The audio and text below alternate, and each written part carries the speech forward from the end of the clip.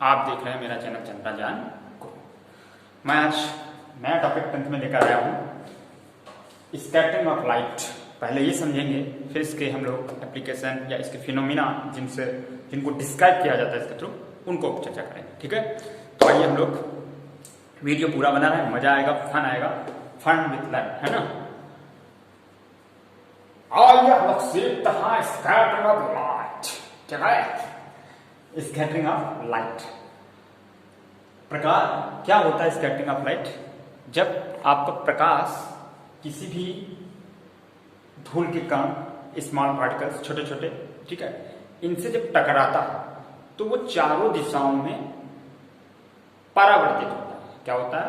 परावर्तित होता है। तो बड़ा संक्षिप्त में बोल दिया जाए, वायुमंडल में उपस्थित वायु के कण, सूक्ष्म कण, धूल कण आदि कणों के कारण या आदि कणों और परमाणुओं से श्वेत प्रकाश या विभिन्न रंगों का प्रकाश जब इन पर टकराता है तो चारों दिशाओं में बिखर जाता है। इस घटना को प्रकीर्णन कहते हैं। क्या कहते हैं? प्रकीर्णन। ठीक है ना। When the light fall on the small particles like atoms of gases, waste materials, ठीक है, dust particles, then after the reflecting it's spread all over the directions. That phenomena is known as scattering of light. ठीक है। अब देखिए,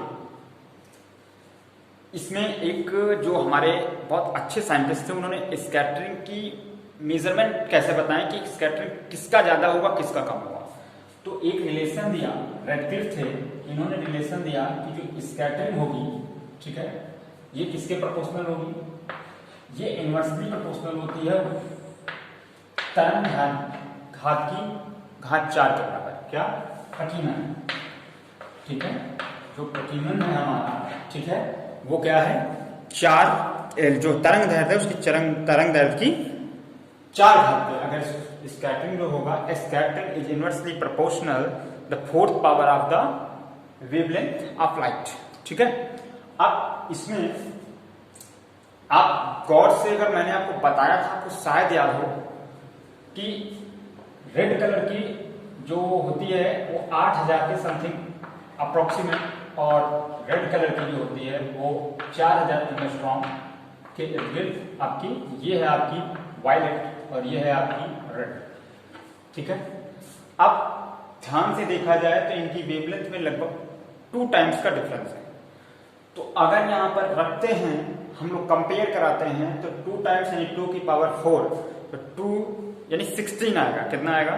तो इसका मतलब 16 time ज्यादा आपकी जो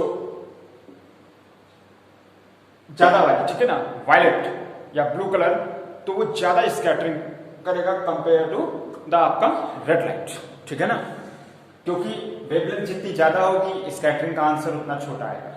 ठीक है ना। तो जब कंपैरिजन की बात आएगी तो कंपैरिजन में क्या होगा हमारा कि अगर पावर्स की बात की जाए, स्कैटरिंग सबसे ज्यादा किसमें है, तो आप पाओगे कि जो 16 टाइम्स स्कैटरिंग है वो ज्यादा है किसकी? वायलेट कलर की। ठीक है ना। अब बात आती है, इसके थ्रू हम लोग याद रहे, लॉर्ड रेडक्लिफ। ठीक है ना। क्या नाम है? लॉर्ड रेले। क्या नाम है? लॉर्ड रेले। मैं लिख देता हूं, लॉर्ड रेले ने दिया। लॉर्ड रेले, ये लॉर्ड रेले ने दिया था। ठीक है, कि प्रकीर्णन जो होगा इसके। अब बात करते हैं हम लोग इसके एप्लीकेशन की या फिनोमिना जो डिस्क्राइब होते हैं। सबसे फर्स्ट है आपका प्रकाश के प्रकीर्णन पर आधारित घटनाएं जो हैं, phenomena based on the scattering light. तो इसमें फर्स्ट आपका आता है कौन सा? सबसे पहले आपका स्काई ब्लू क्यों दिखाई देता है? ठीक है, आकाश का नीला दिखाई देना। आकाश का नीला दिखाई देना। तो इसका मेन रीजन क्या है? मेन रीजन आपका है हमारे एटमॉस्फेयर में जैसे ही लाइट एंटर करती है तो तुरंत धूल, मिट्टी आदि के कणों से जो है ये लाइट चारों तरफ स्कैटरिंग होती है, यानी प्रकीर्णित होती है, जिसकी वजह से हमको आसमान का रंग, क्योंकि सबसे ज्यादा रंग कौन सा बिखरेगा? आपका वायलेट कलर वाला बिखरेगा। तो इसकी वजह से आपको चारों तरफ कौन सा कलर दिखाई देता है, हम लोग जो आसमान में ऊपर देखते हैं तो ये नीले रंग, उसी नीले रंग के भटकने की वजह से बार बार ये पार्टिकल से दूसरे से तीसरे में सबसे ज्यादा रिफ्लेक्शन हो रहा है उसका, इस वजह से वही हमारी आंखों में आ रहा है, उसकी इतनी ज्यादा रेस की इंटेंसिटी हो गई कि वो ब्लू ब्लू आपको दिख रहा है। जबकि इसी एयर के पार अगर चले जाएं तो हम लोगों को ऊपर आसमान ब्लैक कलर का दिखाई देता है। या आपने कई बार क्वेश्चन पढ़ा होगा कि आसमान या चंद्रमा से अंतरिक्ष कैसा दिखाई देता है, तो कैसा दिखाई देता है, ब्लैक कलर का दिखाई देता है। फिर उसके बाद हम लोग अगला की बात करेंगे कि दूसरा है आपका सूर्य उदय और अस्त के समय लाल क्यों दिखाई देता है। ठीक है, तो बहुत इजी है तरीका, क्यों है आपको देखिए रीजन देता हूं मैं। आपकी ये अर्थ, ठीक है, तो इस अर्थ को मैं पूरा ना बना के आपको थोड़ा सा मैं पार्ट बना देता हूं इसका। ठीक है, ये इस तरीके से आपको, ठीक है, गोल, इस पे कोई इंसान खड़ा है, यहाँ आपका सन है, इससे जो लाइट आएगी तो आप जानते हो अच्छे से कि इस लाइट को ध्यान से देखिए, ये आपका एटमॉस्फेयर है इस पे, ठीक है। तो अगर गौर से देखा जाए तो इससे जो अलग अलग कलर की लाइटें आएंगी तो इसमें एंटर होते वक्त ये एज अ प्रिज्म के तरीके वर्क करेगा, ये सारा मीडियम रिफ्रैक्शन होगा, तो अलग अलग लाइट का रिफ्रैक्शन यानी डेविएशन एंगल अलग अलग होता है, विचलन होगा, तो जिसकी वजह से आपकी, अब हम लोग जानते हैं जब धूल मिट्टी के कणों से स्कैटरिंग होगी तो सबसे ज्यादा किसका होगा, ब्लू, वायलेट, अदर कलर का होगा, रेड का सबसे कम होगा।